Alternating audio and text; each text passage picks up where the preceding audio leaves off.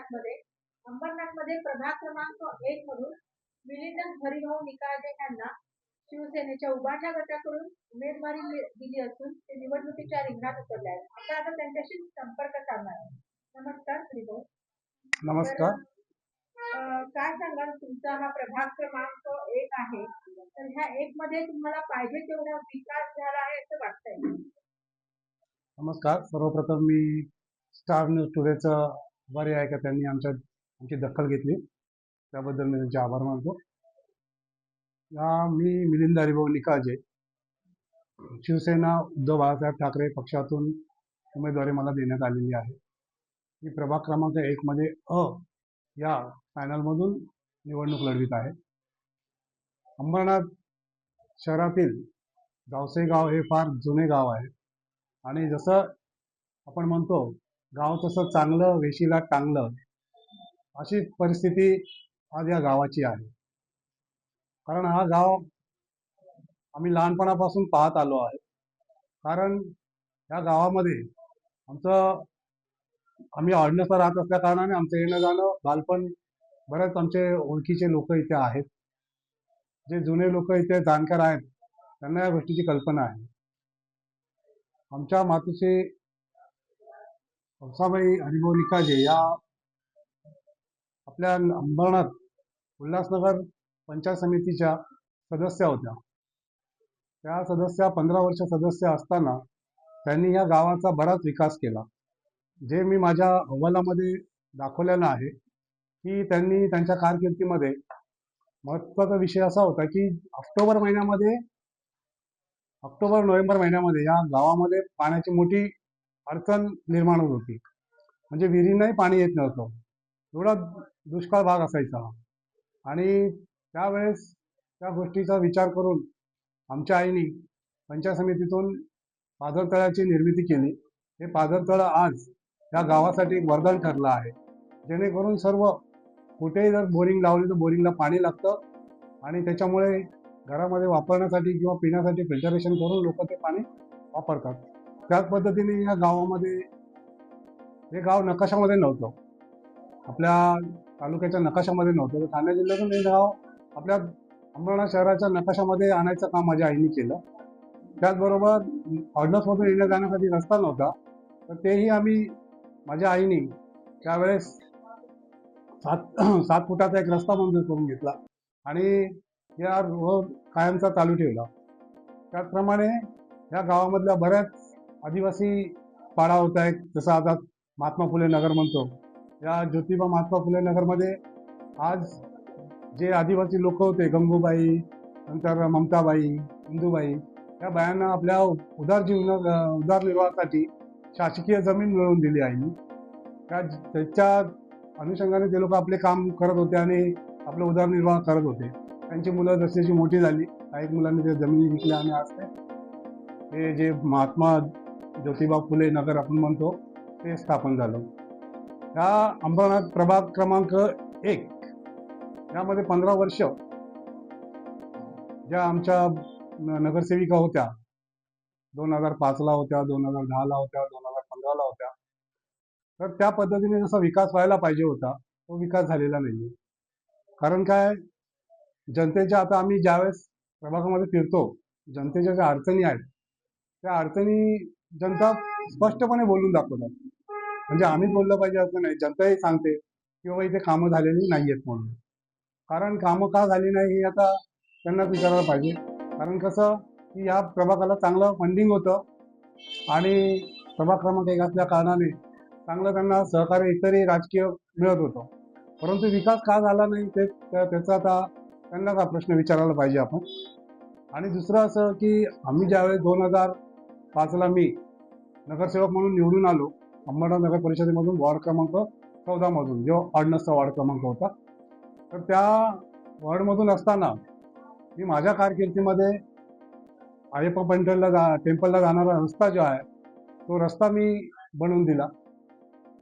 जनतेच्या सहकार्यानेच बनवून दिला. आम्ही फक्त एवढंच होतं की आम्ही तिथे जरा ऑर्डिनन्स फॅक्टरीचे जे जॉईंट जीएम होते त्यांच्याशी आम्ही संपर्क करून त्यांच्याशी बोलून आम्ही तो रस्ता करून घेतला.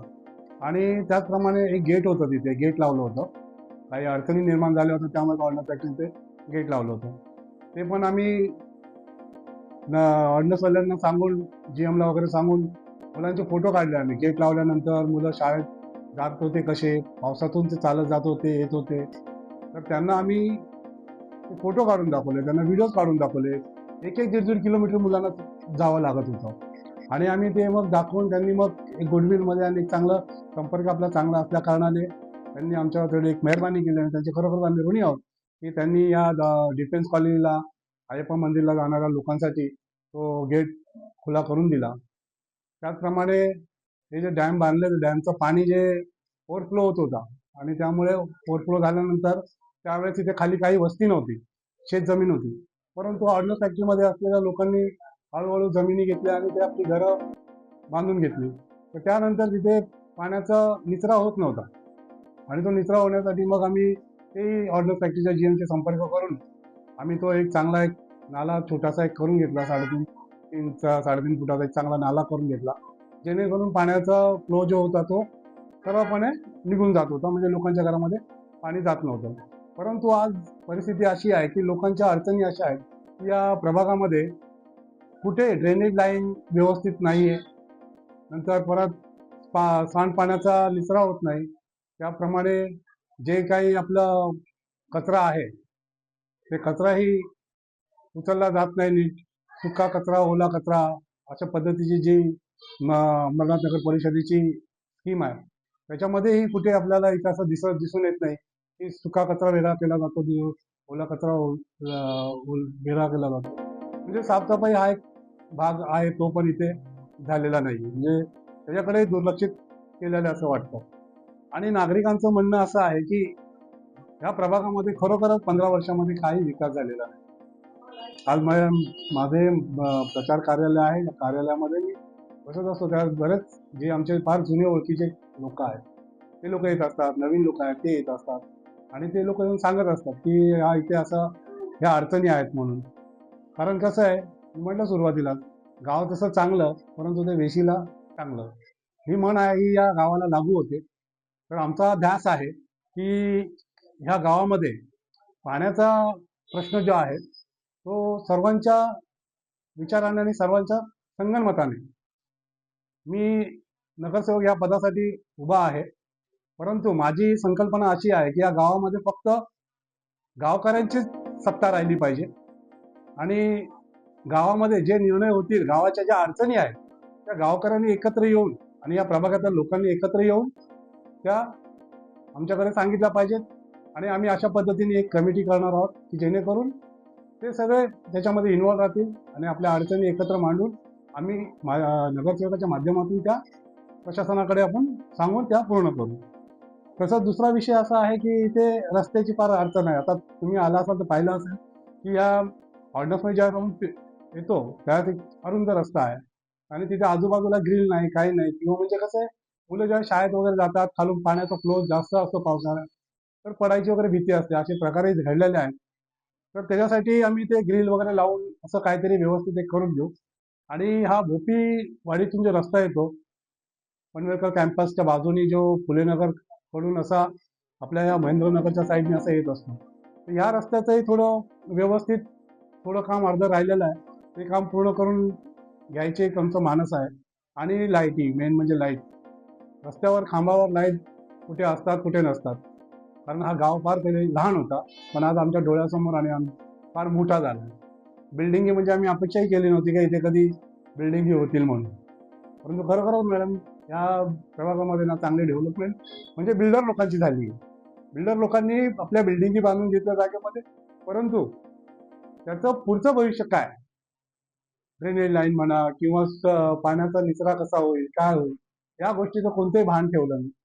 तर तेही आम्ही सुनियोजित असं करणार आहोत. त्याचप्रमाणे एक ह्या प्रभागामध्ये 24 तास एक ॲम्ब्युलन्स राहील, कारण ही फार मोठी अडचण आहे की इथून जर काही झालं तर इथून सेंट्रल हॉस्पिटलला जाऊन किंवा कोणत्या हॉस्पिटलला जाऊन, त्या हॉस्पिटल जायला आम्हाला कमीत कमी 20 मिनिटं लागतात. तर म्हणून ते ॲम्ब्युलन्स येणार कधी, जाणार कधी, म्हणून आमचा एक मानस आहे की ते 24 तास एक ॲम्ब्युलन्स आम्ही उपलब्ध करून देणार आहोत. त्याचप्रमाणे स्वयंरोजगारचा प्रश्न आहे. इथून लोकांना MIDC सारख्या ठिकाणी जावं लागतं. तर त्याच्यासाठी आमचा प्रयत्न स्वयं उद्योग काहीतरी ते चालू करून नागरिकांचं, मुलांचं, तरुणांचं, मुलांसाठी काहीतरी चांगलं करता येईल ही आमची एक संकल्पना आहे. तसंच पुढे भविष्यामध्ये SSCच्या मुलांसाठी किंवा HSC, UPSC, MPSCच्या मुलांना एक चांगले लायब्ररी आणि त्यांना एक मार्गदर्शन शिबिर वगैरे असं देऊन, कारण मी आता फिरतो तर पाहतो काही काही मुलं UPSCची परीक्षा देतात, MPSCच्या परीक्षा देतात. खरोखर मला कौतुक वाटतं त्या मुलांचं, की या अशा अडचणीमधून ते एवढं चांगलं शिक्षण घेतात. तर त्यांनाही कुठेतरी सहकार्य मिळालं पाहिजे या भावनेतून आम्ही पुढच्या याच्यामध्ये हे काम करणार आहोत. त्याचबरोबर एक विशेष असं मी सांगू इच्छितो, की मी 3 वर्ष मी सभापती मागासवर्गीय कल्याणकारी समितीवर सभापती होतो. तर त्या समितीच्या माध्यमातून मला एवढं थोडं आहे नॉलेज, म्हणजे की आम्ही या विभागामध्ये हा अनुसूचित जातीसाठी आरक्षित असल्या कारणाने आम्ही नागरिकांसाठी 15 ते 20% यांचं टॅक्स कसं कमी करता येईल याचा आम्ही प्रयत्न करणार आहोत, जेणेकरून नागरिकांवर तो फार भार पडतो आणि नागरिकांचं बरंच थकबाकी या विभागातून झालेली आहे टॅक्सेबलमध्ये. तर तेही नागरिकांना एक चांगली सूट करून किंवा नागरिकांच्या ज्या समस्या आहेत त्या समस्या आम्ही दूर करणार आहोत. आणि विशेष म्हणजे लाईटच्या बिलाचं, तर MSEBीच्या लाईटच्या बिलाची नेहमी तिकडे तक्रार असते. म्हणजे प्रत्येक महिन्यात तिथे 10, 20, 25 माणसं जावसई गावातून, फुले नगरमधून असतात. 50 एक माणसाची असतातच. कारण काय? हेच, कुणाचं लाईट बिल कापलं तर कुणाचं रिडिंग जास्त आहे, म्हणजे भोंगळ कारभारामुळे ते नागरिकांना त्रास होतो. तिथेही आम्ही शासनाच्या माध्यमातून याच्यामध्ये अनुसूचित जातीच्या याच्यामधून काय 5% मध्ये काय फंडिंग करता येईल आणि त्यांना चांगल्या प्रकारे इथे वीज दरामध्ये सवलत मिळवून देता येईल त्याचा एक प्रयत्न करणार आहोत. त्याचप्रमाणे आम्ही या नागरिकांसाठी रिक्षा स्टँड, म्हणजे कसं, रिक्षा स्टँड व्यवस्थित असलं तर लोकांना, रिक्षावाल्यांना पण एक सोयीस्कर असं रिक्षा स्टँड बनवायचा आमचा मानस आहे. त्यासाठी आम्ही प्रयत्न करणार आहोत. असे बरेच प्रश्न आहेत गावचे गावातले, की ते करणं. स्मशानभूमीचा एक मोठा एक प्रश्न आहे मॅडम. या स्मशानभूमीमध्ये मागे काय तिथे थोडंफार काम केलं, परंतु ते व्यर्थ होतं. तर त्याच्यासाठी काही प्रयत्न करा, कारण स्मशानभूमीसाठी आम्हाला इथून कमीत कमी 2, 2.5, 3 किलोमीटर जावं लागतं. त्याच्यामुळे आम्ही ती पण एक सोय करणार का, सुसज्जित असं स्मशानभूमी तिथे स्थापन करायचं आमचं आहे. जागा आहे, सगळं काय आहे, तिथे पाण्याची सोयही करून देणार आहोत. तर ह्या सगळ्या गोष्टींना आम्ही प्राधान्य देऊन ह्या प्रभाग क्रमांक 1 आणि प्रभाग क्रमांक अ आणि ब चा चांगला विकास करण्याचा आमचा मानस आहे. जावसई गाव हे खूप चांगलं आहे. लोक इथे फार समजदार आहेत, सुजाण आहेत. त्यात विशेष म्हणजे असं, की आम्ही लहानपण आमचं ऑर्डनन्समध्ये गेलं आणि बरेच लोक ऑर्डनन्समधून इकडे राहायला आल्या कारणाने आमचा चांगला सगळ्यांशी संपर्क असल्या कारणाने त्यांचं आम्हाला चांगलं पाठबळ आहे. गावातली जे जुनी मंडळी आहेत त्यांचंही आम्हाला चांगलं पाठबळ आहे. त्याचबरोबर आता इथे महेंद्रनगरमध्ये जे नवीन लोक राहायला आलेले आहेत, परप्रांतीय असले तरी पण ते आमच्याशी चांगले संपर्कात आहेत आणि त्यांच्याशी आमचं चांगलं, कारण ते व्यवसायाच्या निमित्ताने आमची त्यांची गाठभेट होत असते, त्यामुळे त्यांचंही आम्हाला चांगलं सहकार्य आहे. त्यामुळे आम्ही याच्यामध्ये धार्मिक कार्यामध्ये एक सांगू इच्छितो, की जे आपल्या प्रभागामध्ये धार्मिक कार्य होत असतात, ते धार्मिक कार्य आम्ही सगळ्यांना चांगल्या प्रकारे धार्मिक कार्यामध्ये सहकार्य करणार आहोत. जसे की इथे म्हणजे धार्मिक स्थळं आहेत, की मंदिरं आहेत, बुद्धविहार आहे, त्यानंतर तुमचं चर्च आहे, मस्जिद आहे ते महेंद्रनगर, ते आता कुठेतरी प्रशासनाच्या माध्यमातून किंवा 5% दुर्बल घटकाच्या याच्यामधून आम्ही त्यांचं चांगलं हे करून देऊ, डेव्हलपमेंट करून देऊ. आणि आरोग्यामध्ये आम्ही त्यांचा जे पण काय सेंटर एक आमचं उभं करण्याचं चालू आहे, की एक क्लिनिक चांगलं उभं कुठेतरी करून तिथे, कारण इथे आपल्याकडं विशेष मॅडम 15 ते 20 वर्ष नाही, 25 वर्ष झाले ह्या प्रभागामध्ये एक रिझर्वेशन प्लॉट, पण त्या रिझर्वेशन प्लॉटमध्ये मल्टीपर्पज सगळ्या गोष्टी आहेत. म्हणजे नागरिकांसाठी, लहान मुलांसाठी खेळण्याला बाग, गार्डन आहे. नंतर परत तुमचं एक चांगलं ज्येष्ठ नागरिकांसाठी कट्टा करता येईल असं आहे, खेळाचं मैदान आहे. परत तुमचं सामाजिक क्षेत्रासाठी तिथे जागा आहे. म्हणजे हे सगळं रिझर्वेशन असताना सुद्धा इथे काही डेव्हलपमेंट झालेली नाही आणि याच्यासाठी फंडिंग आपल्या नगरपालिकेतूनही मिळतं आणि प्रशासनाकडूनही चांगलं त्याला फंडिंग मिळतं. परंतु कार्यक्षम असलं तरच ते होऊ शकतं. तर आम्ही 5 वर्षामध्ये असताना आमच्या कारकिर्दीमध्ये आम्हाला ऑर्डर्समध्ये काही फंडिंग नव्हतं. तरी पण आम्ही आमच्या कारकिर्दीमध्ये इतर जसं राम मंदिरचा रस्ता होता, अगदी जीर्णावस्थेत होता रस्ता. त्याला म्हणजे काय रस्ता म्हणतात येणार नाही, पायवाट होती ती. तर त्याला आम्ही फंडिंग करून तिथे मी त्यावेळेस 2007-08ला फंडिंग करून तिथे तो एक रस्ता, राम मंदिरचा एक रस्ता आम्ही निर्माण केला. हे असं कार्य आहे. असे बऱ्याच आणखी काही गोष्टी आहेत, परंतु मनामध्ये एकच ध्यास आहे की आमच्या आईनी सुरू केलेलं या गावाचं कार्य हे पुढं चांगल्या पद्धतीने जी काही कामं राहिलेली असतील समजा की होत नसतील तर ती करण्यासाठी मी वचनबद्ध आहे आणि खरोखरच या गावाचा विकास करणं हेच माझा एक ध्यास आहे. एवढंच मी आपल्याला सांगतो. धन्यवाद. 20 डिसेंबर रोजी मतदान होत आहे, तुम्ही मतदारांना काय आव्हान? 20 डिसेंबर रोजी मतदान होतं.